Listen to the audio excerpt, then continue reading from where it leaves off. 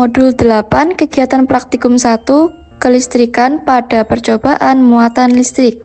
Berikut nama-nama anggota dari kelompok 3. Alat dan bahan yang digunakan dalam praktikum ini yaitu: pertama, bola pingpong 2 buah, 2, benang jahit secukupnya, ketiga, lembaran wol dan nilon, keempat, tas plastik, kelima, isolasi, keenam, sisir plastik, dan yang ketujuh, potongan kertas yang kecil-kecil. Tujuan dari percobaan muatan listrik yang pertama, menunjukkan adanya muatan listrik pada suatu benda akibat yang timbul dari sifat muatan. Kedua, memperlihatkan adanya gaya elektrostatika dua buah benda bermuatan. Pada percobaan pertama, kita menggantung sebuah bola pingpong pada bagian pinggir meja dengan menggunakan benang dan isolasi. Kemudian, gosoklah tas plastik pada baju beberapa kali. Kemudian, dekatkan pada bola pingpong. Setelah melakukan pada percobaan pertama, ternyata bola pingpong yang didekatkan pada tas plastik ada gaya tarik-menarik. Selanjutnya, kita gosokkan sisir pada rambut hingga beberapa kali, kemudian dekatkan pada potongan-potongan kertas yang terletak di atas meja. Sisir yang didekatkan pada potongan kertas ternyata terjadi gaya tarik-menarik. Hal ini menunjukkan adanya aliran listrik statis. Setelah didiamkan pada beberapa waktu, ternyata kertas-kertas yang menempel pada sisir perlahan-lahan akan berjatuhan. Hal ini menunjukkan bahwa aliran listrik pada kertas hanya bersifat sementara. Ikatlah kedua bola pingpong dengan benang, kemudian gantungkan ke bagian pinggir meja dan tempelkan dengan menggunakan isolasi.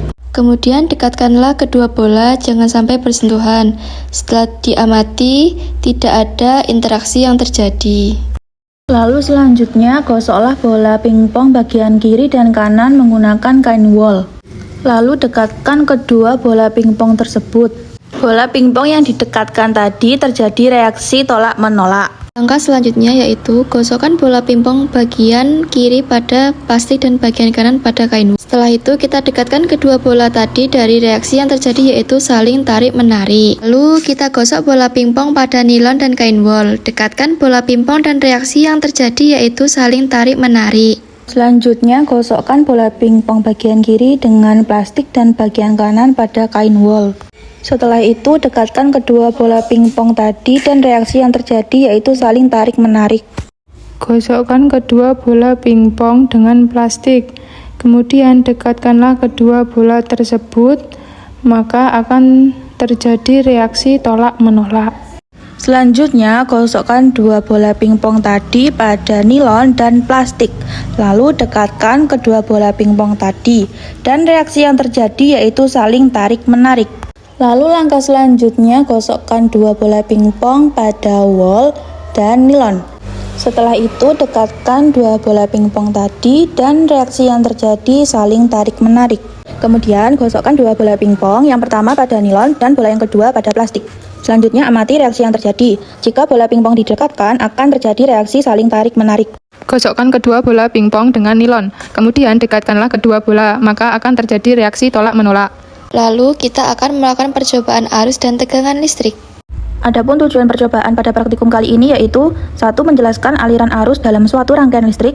2. Menjelaskan pengaruh tegangan terhadap suatu rangkaian. Sedangkan alat dan bahan yang dibutuhkan yaitu: 1. Baterai 1,5 volt 3 buah. 2. Kabel penjepit secukupnya warna merah dan hitam. 3. Bola lampu 2,5 volt. 4. Avometer 1 buah. Dan yang kelima, dudukan baterai 3 buah.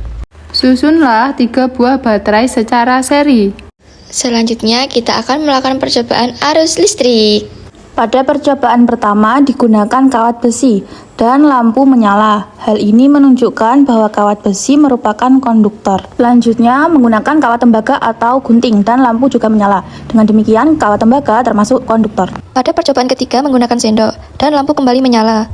Hal ini menunjukkan bahwa sendok merupakan bahan konduktor.